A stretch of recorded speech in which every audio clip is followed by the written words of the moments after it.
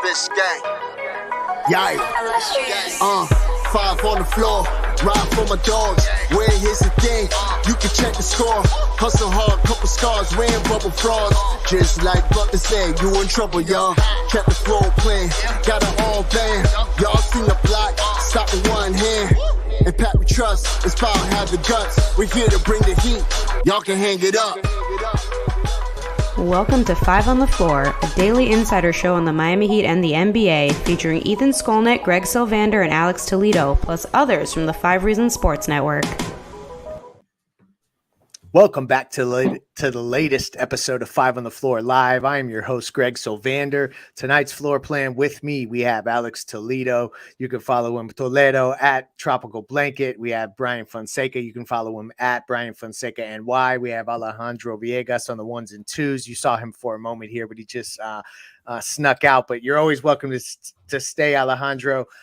The floor plan, we are going to break down the Miami Heat's victory against the Atlanta Hawks, 117-109. These are two teams very close in the standings. There's a lot of teams around there. Pre-show, Brian mentioned Toronto. We'll maybe get into this little mix of teams there at the bottom of the Eastern Conference playoff picture. But before we do, all of our 5 on the Floor live post-game shows are led by and sponsored by Aggressive Insurance, insurancebyLynette.com. Aggressive Insurance is a broker agency that's been servicing South Florida for over 15 years. That she offers auto, homeowners, condo, life insurance, retirement programs, free notary service to all clients, representing all the leading insurance carriers in South Florida. So if you have a bad driving record, no problem. No driver is refused. Free phone quotes. InsurancebyLynette.com. That's with 2 N's and 2 T's. InsurancebyLynette.com. Go to her. She has social, Instagram, Facebook, Twitter. She's usually in the comments too. Shout out to her. She's even checking us out on playback. We love the interaction with her there. Check out Lynette at Aggressive Insurance, 954-581-8800. So fellas, it wasn't the blowout that I had hoped for. Brian, I'm going to start with you here. Should have been. I thought that this was the blowout that the team hadn't had in quite some time. And ultimately, it's still a good win in with regard to the fact that Bam got back on track and that they withstood a run when this team, frankly, lately has looked like they're ready to check out. And it's weird when it's only early March. Your initial takeaways. I was with Alex for the whole game on playback, and I encourage anyone who's listening to this show or watching live to come check us out on playback. We have a fun time there, and Brian's been on before as well. Interested. I've heard Alex's takes. Interested on your takes on tonight's game, and specifically Bam Adebayo getting back on track since he's kind of been trending the opposite direction after the All-Star break so far. My favorite type of Trae Young performance, where he just does this periodically, 2 for 13, 0 for 5. It looked worse than that if you're watching the game. He just can't figure out this Heat defense when the Heat defense is actually clicking, and it kind of was and it kind of wasn't. The other funny thing about this was in the fourth quarter, the Heat are at this point where you kind of figured that Atlanta's going to make a run. It's just inevitable. They're going to make some sort of fourth quarter run. It feels like that kind of season. And then they put Trae Young back on the floor, and then the Heat are able to close out the game because it was that kind of night for Trae Young. This is going to sound Stugatzian, but I look at this game from their perspective, and I'm kind of like, do it again. They're going to have to win against this same team 2 nights from now. And then you also have the Cavs back-to-back times at home who just blew out the Detroit Pistons, and they were able to rest their guys. I know that because I had Donovan Mitchell over Prize Picks promo code 5, and he did not get the over from what I understand because they blew them out very early. Nonetheless, good response. This is what you kind of need, but at the same time, this is what you're supposed to do against an Atlanta Hawks team. And quite frankly, you probably should have beaten them worse than this, but Bam, and just to shout him out real quick, he had a great game. He finally responded. He woke up. He had a team high plus 16. It looked like it. And it felt like it. He was getting to his mid-range jumper regardless of who was in front of him. He's a monster. I still think he can be one of the 5-10 best players in the league if he really reaches his no ceiling, if you want to call it that. Yeah. And he's just a walking mismatch for just about anybody you put in front of him. Jimmy Butler, when he was engaged, I felt like he was doing a lot of things, and he was actually trying to find his teammates early. I took note of that and really trying to spread the ball around. He did finish the night with 7 assists, so that kind of reflected that. So only 2 turnovers, but ultimately good win. But you got to do it again because you put yourself in a hole where you're looking at the play-in dead in the face, and you have to just win games from now on. Yeah. And to that point, like the only thing that I think would make Heat fans say, hold up, okay, maybe we'll tap in for the rest of this is if they were to win all 4 of these home games coming up here against Atlanta and Cleveland. Alex, I'm interested to pick your brain about a interesting development where Kevin Love only played 18 minutes, had 6 points. Caleb Martin, on the contrary, 29 minutes and was efficient, 6 of 10. Cody Zeller played well in limited minutes. And then Vic obviously got essentially the lion's share of I guess Max and Vic were pretty even. So this is really the conversation about Caleb and Kevin Love. Do you think that this is a precursor to a move in the starting lineup in your opinion, just based off of the fact that they found some success tonight? They shot well from 3 tonight, or am I looking into that too much and Kevin Love's going to be starting against Atlanta on Monday? No, I do think what you're saying is something to monitor. It's a trend to monitor because I feel like, and I don't have the game log in front of me, but I think he was playing around 25 minutes or so when he first got here. So for him to go down to 18, excuse me, that's pretty significant. It's just the fact that Caleb, got 11 more minutes than him. That may show you, that may show you where Spo stands on this whole power forward situation right now, because it's like, how much are you going to put up with? If Kevin Love is not hitting the shots, and we said this on playback, everything else is just not as cool. So the outlet passing, the rebounding, all that stuff is cute when the shots are going down, because other than that, you're doing a whole lot of work to make up for him on the defensive side of the ball. And I think, at the same time, you're doing that with Tyler Hero. You're doing a whole lot of showing and recovering for both of those guys, and it seems like a lot to keep up.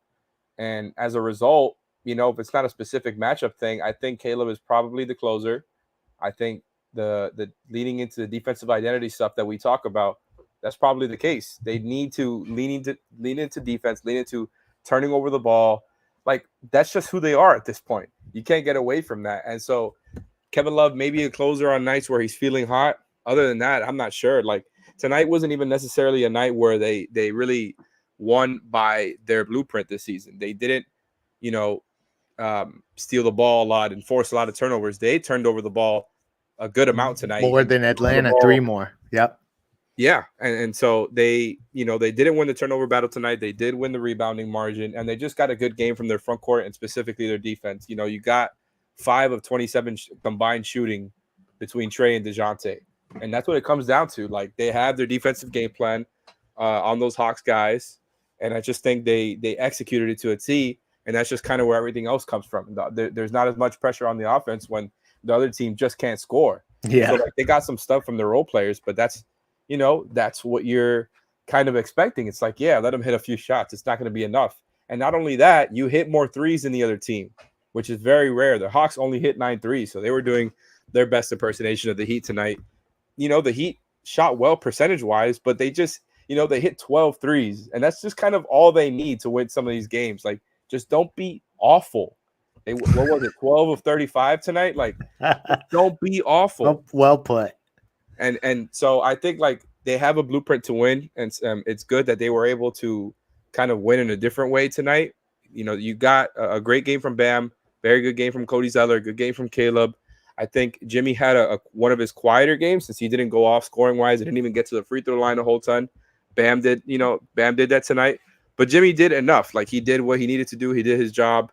And it's just one of those games where it makes you feel a little bit better after some of these games where you just, the Heat have been getting blown out recently after a whole season's worth of close games. So for them to come out tonight and in the second quarter, I think really take control there, where they outscored them by a ton. And it was nice to see them do that. It was nice to see them respond and not come out again tonight looking lethargic, because I honestly would not have been surprised if that was the case. So again, they kind of shut me up 2 nights in a row, because on last night's playback, I was saying I wasn't sure if they were going to respond in the second half versus the Knicks after they were getting destroyed.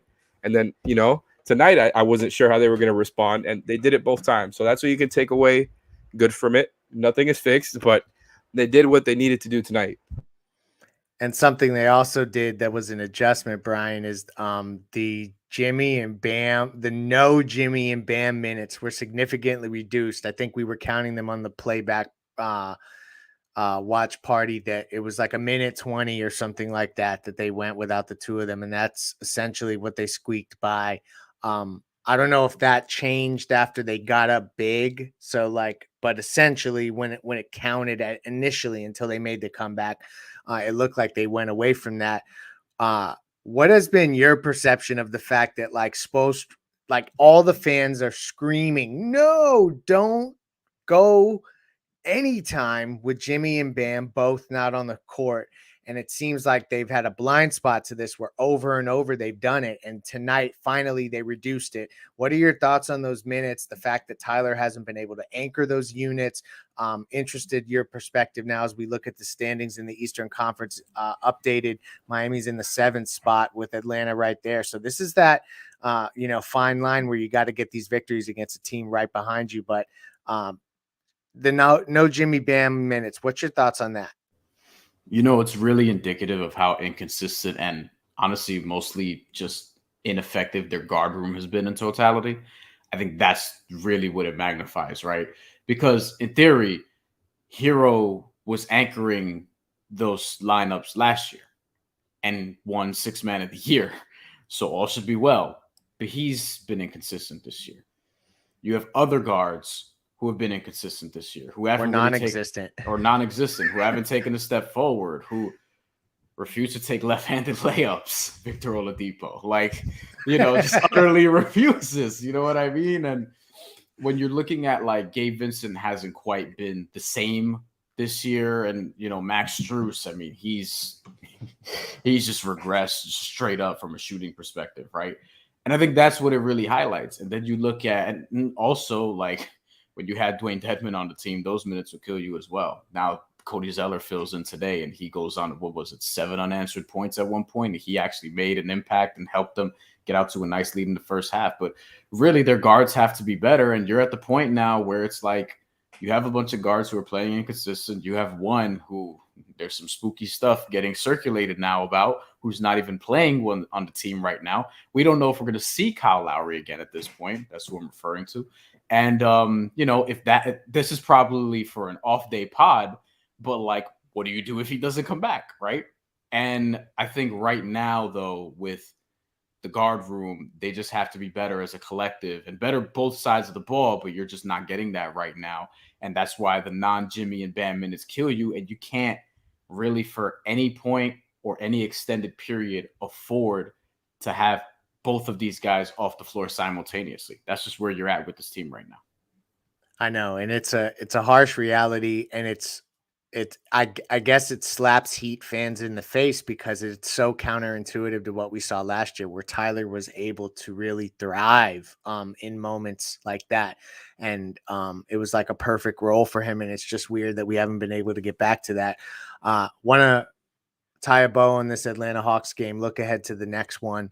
I think that there's some also fun transaction stuff that we talked about on playback that I want to get Brian's opinions on. And so we're going to go in that direction tonight and spend some extra time there. Before we do, I'm shouting out another sponsor, and that's ODM Performance Solutions. They can assist you helping find a job. So this is a key thing now because it's a really competitive market. They work with notable banks, law firms, and even supermarkets nationwide. If you're in Dade, Broward, or Boca and you're looking for one of those following positions in those industries, reach out to George or Josh at 954-434-0634, or you can email at info@odmpsi.com. Again, that's like a CNI lender, CNI credit, business development officer, branch manager. Those are some of the positions in those notable industries that you can find work going to ODM Performance. Again, that's 954-434-0634, odmpsi.com, or email at info@odmpsi.com. And the ODM performance solution of the night, if I had to say one, it's obviously the fact that that Caleb Martin played well in his role and they made that transition there. But Cody Zeller, the word that Brady Hawk's using in his 5 takeaways on 5reasonsports.com, where you can read free sports content from Brady Hawk, activity, Alex, the activity of Cody Zeller has been a breath of fresh air. Do you anticipate as they get into a play-in scenario, even if they somehow, sunshine pumper, here I come, sneak into a 6 seed and play a competitive Philly team, do you see Cody Zeller as a factor? What are your initial thoughts of him tonight specifically? And just overall, where do you think they can go with a player like him he appears to come in and have acclimated himself pretty well? Definitely has. Like, I just think he's been a really pleasant surprise. You know, of course, all of the hype was of Kevin Love, the former All-Star, the shooter, right? They needed the shooting, and I think Zeller has come in and quietly done his job and done it at a very, very high level. And just a sense of being a backup 5 who comes in for between 10 and 15 minutes or so and does his job at a high level. Like, I just think activity is the perfect word. And I said it on playback too. I just think he's so active. Like, he does everything with force, whether you're talking about as a screener and roller. You know, I said it on last night's playback versus the Knicks that, like, sometimes when you see him trap or come up to the level on the screen on defense, he just does it with so much like verve. Like, he's really enthusiastic to come out and trap you, and he's just trying his ass off. And it's really nice to see him moving the way he has, like laterally. I'm not saying, you know, he's nowhere near Bam on you know, in that aspect, but I just think that was kind of the concern coming in. It's like, yeah, he really impressed the Heat. So that's what made me feel good about him coming in. But he was coming off a knee injury and was starting to look a little bit older last year with Portland. You know, kind of had a little bit of a down year after being kind of a solid player throughout his whole career. So just to see him come here and play this role and do it at a high level is nice. Like, I think it's something you don't got to worry about. And it's just a big upgrade on what they had before, right? It's not going to change your life, but it's just really nice to have. Now, as far as how he factors into a playoff series, that's going to be interesting to monitor. Like, I'm sure his minutes go down to, you know, from 12 to 15 to around maybe 8 or so, because Bam is going to play more in the playoffs, probably a lot more with the way his team looks. He might be playing 42 minutes a game in the playoffs, and especially since they've been kind of holding him and Jimmy's minutes back sometimes during the regular season. But yeah, like, I just think I love the way he plays. He knows where to be on defense. He's moving very well. The screening and diving, like, he has done everything to a T, and he's getting all these free throws every game now. I don't know where that come from, but of course you take that, you know, despite the weird free throw routine where he, like, puts his back out to the side and it's kind of like a weird slant in his body. It goes in, he gets the free throw attempts. And it's just cool to see him and how, like, enthusiastic he is out there to do the dirty work and, you know, do the least exciting job on the Heat. And he looks like if Ethan Skolnick and Brady Hawk were combined, per Alphonse Sidney, which I continue to bring up because I just think it's a funny reference. And when I see the picture, it just makes sense. And Bam Adebayo had a huge game tonight. I'm going to close up here on this Atlanta game tonight that Miami did get the victory for. But again, I think we're all expecting, you know, do it again. As Brian said, I think earlier in the show, they got to sweep this 2-game set and then look ahead to Cleveland. And frankly, they got to kind of look at that as let's try to get 2 of them. Bam Adebayo was at 37.5 fantasy score. Brady Hawk told you to go over. Ethan Skolnick told you to go over. Had you gone over on Prize Picks, that would have been a good pick because he showed up tonight and showed out.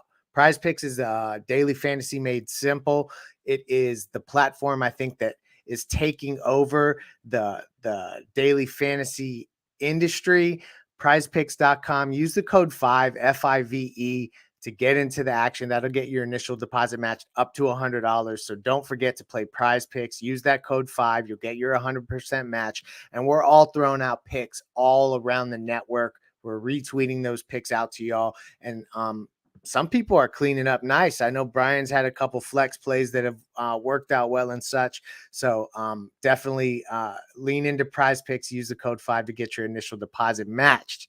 So if y'all got anything to say about Heat Hawks and how it relates to the next game, feel free as I pass you the ball right now. But I want to ask Brian this first before we kind of take some comments and close maybe. Brian, if I tell you that Trae Young, well, first I'm going to ask you, are you in on Trae Young as a fit with Jimmy and Bam building around them? No, absolutely not. Okay, so No. that's a definitive answer. And so then I'll ask you this next question. If you had Trae Young, John Collins, Jimmy, and Bam, is there a fifth player you could add to that is realistically, and it would have to be like a 3-and-D 2 guard if you're looking at that roster, that could make that work? Does that player exist? Can I reincarnate Bruce Bowen or something? I don't know. All right. So you're not into the idea of if Trae Young pops up available. And the reason why this came up on our playback broadcast is that recently the Hawks ownership and some of the leadership there had the chance to kind of dispel that Trae Young would be available, and they didn't do that. And so I think it's pretty clear that he could be a player that could poke free and be available. And I'm just interested your perspective on I am keeping my eye on Paul George because the Clippers keep losing games and they go sideways. And if I built in a lab the perfect wing who can play next to Jimmy Butler and Bam Adebayo, it's probably Paul George. So I think he's somebody who can shake free. That makes a lot more sense. Trae Young, I understand how talented he is and the highlights and shit is cool, but I just don't think, one, it's a fit. Two, I don't think it makes a lot of sense. Three, it's going to cost a lot, and I don't know for what's the upside for doing that. I think Paul George is someone you keep your eye on. I'm over Bradley Beal and Damian Lillard talk as much as I really, really enjoy Damian Lillard. But if they were to shake free, then I'm sure Pat Riley and the front office, they're going to make their calls. But Paul George is the realistic one for me that I'm looking at, and there are going to be others. We have to we're talking about this in March, right? You got to see what teams bleep the bed in the playoffs and then who ends up disgruntled. To your point, Alex, is there any name as we just dip our toes in transaction talk and we mention the idea of Trae Young, which Brian hates, and I think it's hilarious. Paul George is awesome. Go ahead, Brian. Real quick, though, because you mentioned John Collins, I would listen about John Collins. Because that's something we were talking about before the trade deadline. I would listen to if it's just John Collins, sure, I'll listen to that. I don't know if it might be clunky, but I think you can kind of make it work. Well, especially if you're reshaping all the guards and you bring in different guards that can shoot and space the floor. Alex, Paul George was the guy Brian leaned into, who's also Ethan kept referencing, watch the Clippers, and if they implode.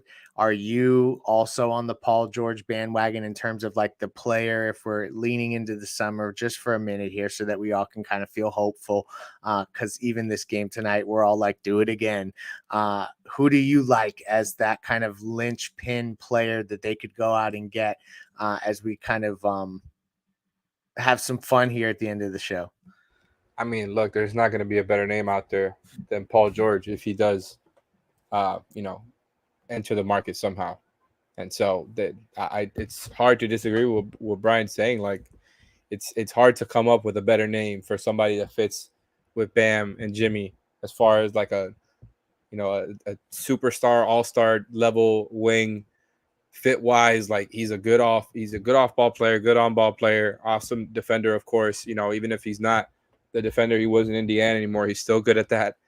And he would be an amazing fit. That would be a huge upgrade. So of course I'd be all into that. I don't have any expectation they're going to land anybody of that caliber this summer, but the chances are there. Even if I think it's a long shot, we mentioned it on playback, there's middling teams. There's Chicago, Toronto, Washington. Now you've got this whole thing with Atlanta, which counts as another middling team. So basically everybody below the Heat in the standings right now. Right. But you know what I mean? So yeah, that could happen. That could come up and one of those guys becomes available. And like Brian said, the Heat are going to make their calls. I just don't have my expectations there right now. I think, excuse me, Trae would be an interesting one, but it just seems like not something that would end up happening because, the talent is there, shooting, passing, like he can help you there. It just seems like a whole lot to give up for a guy like him. Because it would have to be Tyler and a whole lot of picks involved. Like the Hawks would value him a lot if they were to trade him. So I don't think I don't know that the Heat would value him that much. So I think that's a weird one. I was messing around on playback saying if we're gonna do a combo of Hawks players, give me Murray and Hunter. Just go all defense. But no, in all seriousness, I'm not expecting any sort of moves of that caliber. But I could be wrong because there is a whole lot of teams you can look at and point to, and it's like, well, are they going to keep everything around after the summer? And like Russell Westbrook, and I mentioned this on another playback. I think like I think of and shout out Ben Golliver from the Greatest of All Talk Pod. Big fan of their show. He mentioned this whole idea of like Kyrie being a Trojan horse, going to the Mavs so that another team could end up with Luka. He's just going to get Luka out of there once it doesn't work. I think that definitely works in Miami's favor, right? Not that that's going to happen anytime soon, but just like down the line, because I don't think the Kyrie and Luka thing is going to work out in the sense of, actual winning. Like, they'll have a second round playoff run here and there, but they're not going to win a title. And I think that's going to be kind of the last hurrah whenever that does come down. And then the other Trojan horse now is the Russell Westbrook situation because, like he's put up numbers there, but it's been very up and down. They're not necessarily winning a lot since. Who could have seen that coming? And I actually thought that was like probably the best fit for him too. Like if you just dedicate yourself to playing 5-out offense with Russell and that's the time you play him. But if they're gonna close with him, if they're gonna give him too much of a role there, I think that's gonna end poorly. And that could be what blows it up, man. Like I know he's really good friends with, with Paul George, but that whole Clippers thing it seems weird. Now I'm not saying I expect it to happen because Steve Ballmer is the richest guy in the league, so he's probably just going to keep trying to adjust it until it works. And you're not going to get two talents like that for a long time, probably, even if you are the Clippers. So I don't know, but I'd be absolutely in on Paul George. Yeah, and so here's the other thing, and then we're going to take some questions, and we're going to take a few questions because we haven't sat with y'all and taken a few. So let's get 5 good questions. So start thinking about those. And if you're listening after the fact, we're going to make sure to get you 5 good questions here at the end. But thank you to all of our live viewers here on the 5 Reasons Sports YouTube channel. I'm going to just close by saying this. I think that this offseason is much more about a trade reminiscent of the way that they rebuilt around Shaquille O'Neal and Dwayne Wade in 2005 and 2006, where it's basically the James Posey, Antoine Walker, Jason Williams type of trade. They don't necessarily need another superstar, and particularly one like Trae Young. And shout out to the homie Rohan Nankarni from Sports Illustrated, who says Trae Young is shooting 30% with 49 turnovers in his last 8 games versus the Heat. So I don't know that Trae Young has the guts to necessarily be that guy. So where was I going next? I completely lost my train of thought. Questions. Thank you very much. I was hoping for questions. Brian, have you seen any good ones? I haven't. We had a super chat earlier. If let's get to the super chats. Thank you. We'll start there, and then we could trying to look down at the show sheet, and I had completely gone off the side. Okay, here we go. Not a question though. Phoenix says Heat are going to surprise everyone in the playoffs. Shout out to you for that, and shout out to you for watching in the super chat. Brian, take the next one. Tony Morales says, "If we pause the question." If we get hot, can we go deep? Is what he asks. And I'm going to try to be an adult. So hope and a prayer, right? That's all you got at this point. Yes. I think if anybody in the NBA gets hot, they can go deep. And there's my playoff analysis. Next question, please, immediately. Alejandro, find the question. I don't know why I thought that's so funny. AFB Adriano says, would you expect Bam to give up his number for PG-13? Hell no. Stop it. Nah. Hell no. Next question. He got to wear 24 again, doesn't he? That's Paul fine. George? Yeah. Or maybe a new number. He's going to take Danny Granger's number? Do you really think Paul George is leaving California? Fayron says. You know what? Because somebody else mentioned this in the comments where they said, like, they don't think Paul George has the personality to ask out. I don't think this is an ask out situation, Greg. You know what I mean? Agreed. And Alex. I don't They think just trade him. Yeah, I think this is just like, okay, clearly the Kawhi Paul George experiment hasn't gone as well as they hoped. It's been 4 seasons, and they have to make a decision, and that's really still Kawhi's team at the end of the day.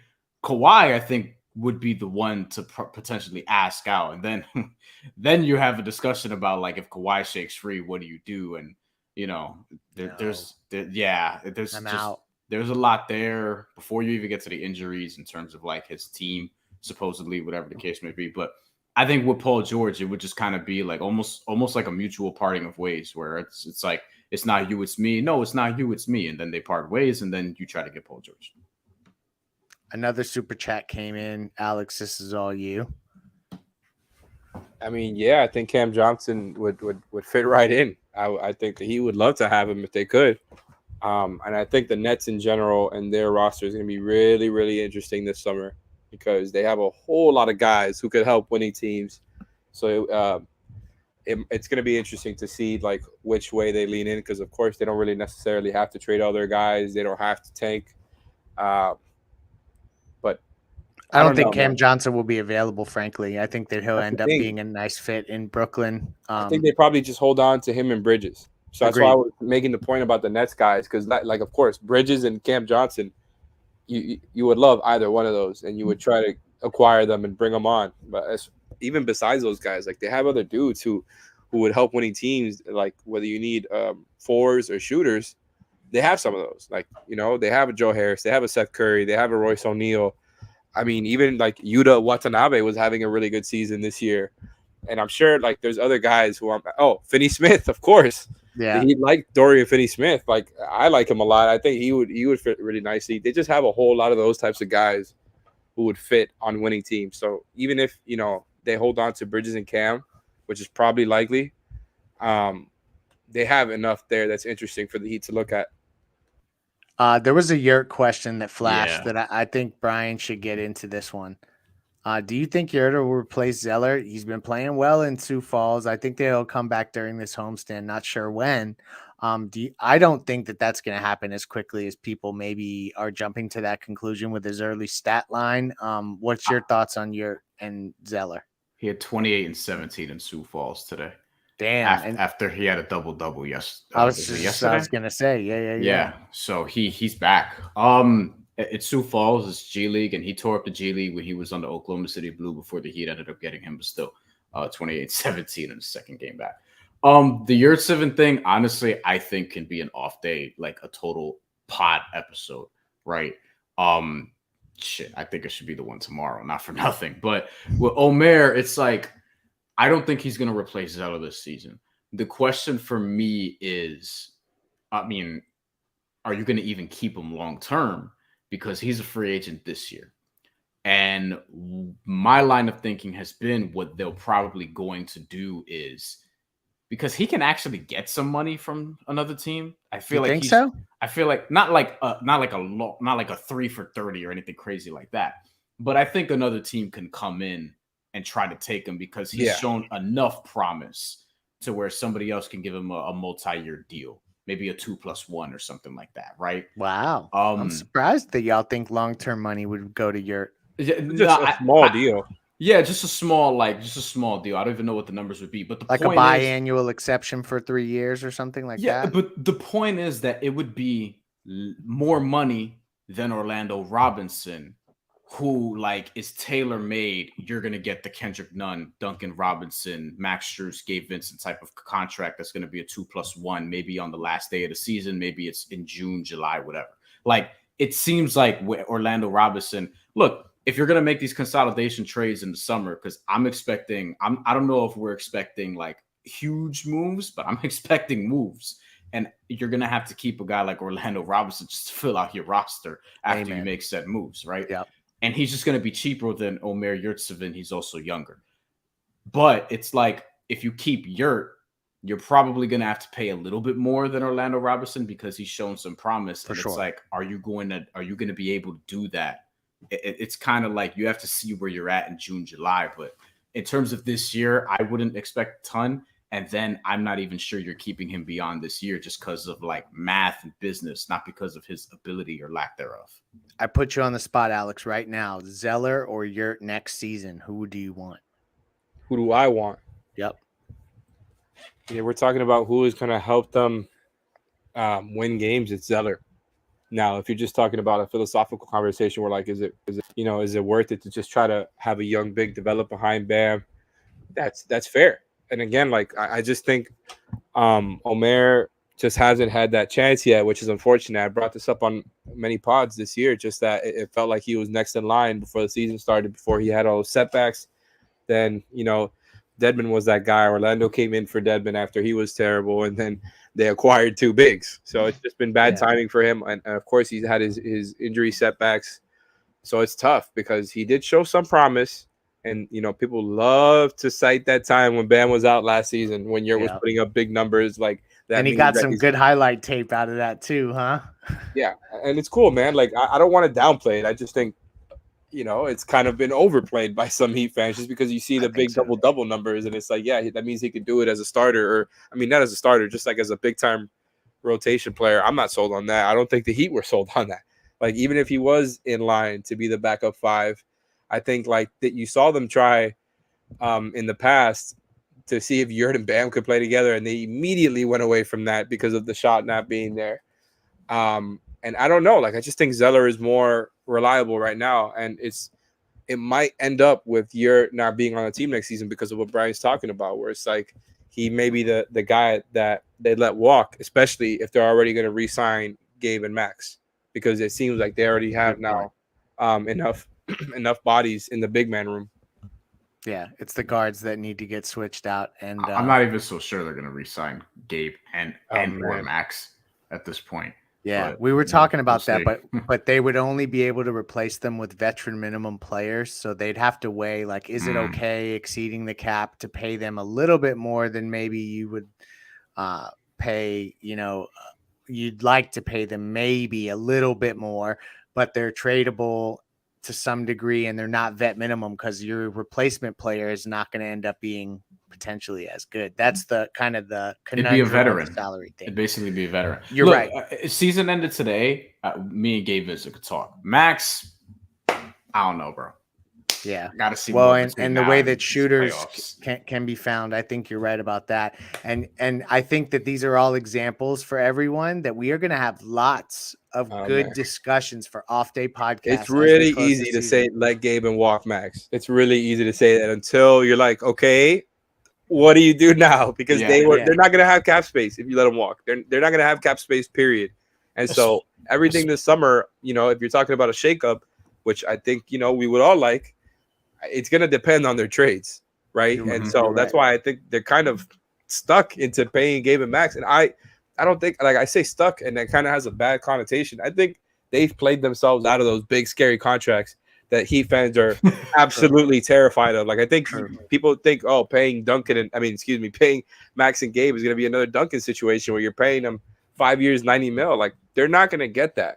Now, I said this on playback too. Sorry for bringing it up so many times. I'm doing a hell of a job promoting it, but just like I think if they would have gone into free agency last summer, they probably would have gotten a bigger bag because they both were so instrumental to that Heat playoff run. For sure. I think it's really just gone the opposite direction this season, and I still think like those guys can do their job, and it's just been, I don't know, man. Like I really don't know where to go with those guys because it's like, so much of their value depends on how they're shooting, and both of their shooting has fallen off a cliff this season. And I don't know that that's going to be the case forever. Like, I think I have some sort of trust in both guys to come back to earth. I think this season might just be cursed, but you know what I mean? Like, I wouldn't mind having Gabe and Max back around as rotation players. No, I just don't want to over rely on them, especially when each of their predecessors you expect to be gone this summer in Kyle Lowry and Duncan Robinson. At the very least, one of them, but I would say both of them. I'd be surprised if both of them are, if either one of them is on the roster come September training camp time. I agree wholeheartedly. And that is a conversation for another day. Thank you for joining us. I'm shouting out our sponsors, Aggressive Insurance. We're That's doing all our insurance off-season pods right now. I know. That's why I got to. Ethan will scold me for not saving topics, but now we'll get to all these and unpack them. Ethan Skoldnick. Yeah. That's funny that you just threw that out there. Here's another quick one. At the buzzer. Super chat at the buzzer's getting snuck in. What do you guys think of Kyle's expiring contract and net in the trade this summer? I think it will be a useful vehicle to get a high salary player if you are willing to attach picks or players like Jovic, whoever they draft upcoming. So yes, I think that it's absolutely useful because we saw what expiring contracts did in the Russell Westbrook situation. He wouldn't get you anything by himself, though. He's not getting you nothing. Oh, no. I'm talking about in a bigger thing where you incentivize the team to take that contract. Absolutely. But Aggressive Insurance, odmpsi.com, prize picks, use the code 5. Thank you for joining us. And we will have you covered for the next Atlanta Hawks game on Monday. Good night.